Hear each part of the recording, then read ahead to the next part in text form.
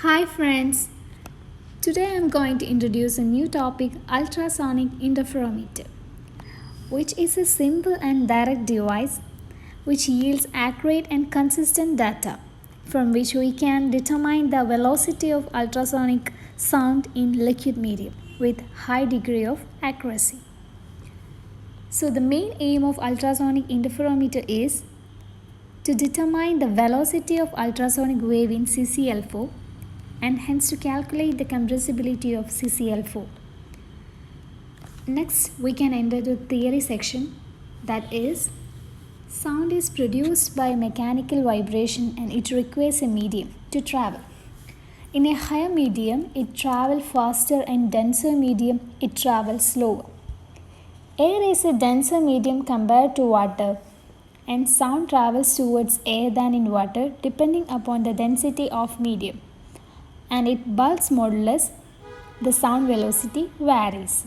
Here the velocity of sound is given by V is equal to root K by L. Here the K is the bulk modulus of medium and rho is the density of medium. To determine the sound velocity in various liquid media, interference method is used. Further, with the highest frequency like 20 kHz, which is audible sound, the interference pattern formed will be very close, practically merging with 0.08 minutes angular separation, which cannot be measured using a regular spectrometer with least count 1 minute or 0.5 minute. Hence, one has to use high frequency sound wave or ultrasound to form interferent fringes with measurable angular separation of order 10 minutes to 20 minutes.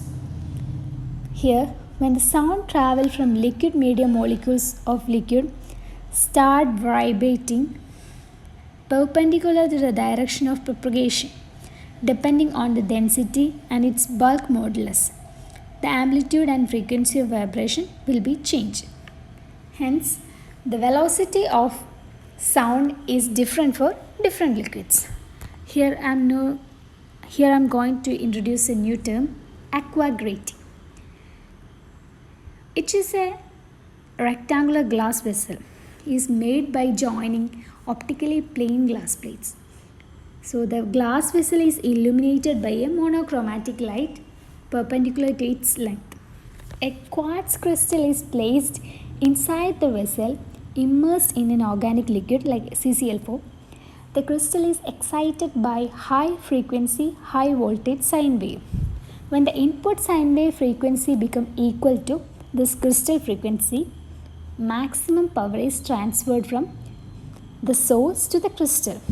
Then the crystal converts the electrical signal to ultrasound and sound waves start moving in the liquid along the length of the glass vessel. The ultrasound wave gets reflected back from the opposite side of the glass vessel and standing wave pattern is formed. This standing wave pattern, liquid and glass vessel form the aquagrating. The aquagrating is mounted on the prism table between the telescope and the collimator of the spectrometer. The trough and crust of the standing wave acts like transparent and opaque region for the incident light. The incident light passes through the trough region and is blocked by the crust region of the standing wave. In between the trough and crust, the light passes through with varying intensities. In effect, the trough acts like ruled region of grating. Hence, the same equation governing the diffraction grating is true in this case also. So, the equation, the 2D sine theta is equal to n lambda, where d is the grating constant or grating spacing and theta is the angle of diffraction, n is the order of spectrum and lambda is the wavelength of incident light. So, if lambda dash is the wavelength of standing wave, then the distance between two consecutive crusts is lambda dash by 2. Or in other words, the grating spacing d is given by d, that is equal to lambda dash by 2.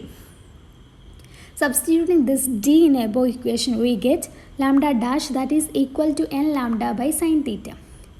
By measuring this diffraction angle theta, the wavelength of the ultrasound can be determined using this equation.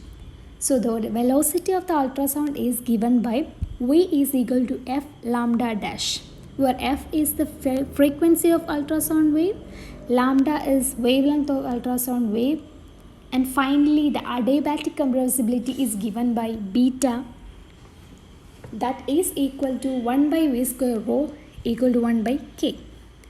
Next we have to done the experiment. So the procedure, here in procedure we have to do the preliminary adjustment of spectrometer, as we all know that the aqua grating is fitted to the prism table and is fitted with CCl4, and aqua crystal is immersed in the liquid with its plane.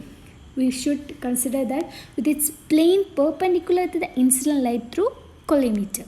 The transmitter output is connected to the crystal using D-type connector provided along with the experimental setup. Then the frequency knob of sine wave transmitter is adjusted viewing through the telescope until the slit image split to give number of fine lines and frequencies to be noted. So the readings of spectral lines on both sides can be noted. Then we have to calculate the angular separation, wavelength, and the velocity of ultrasound also.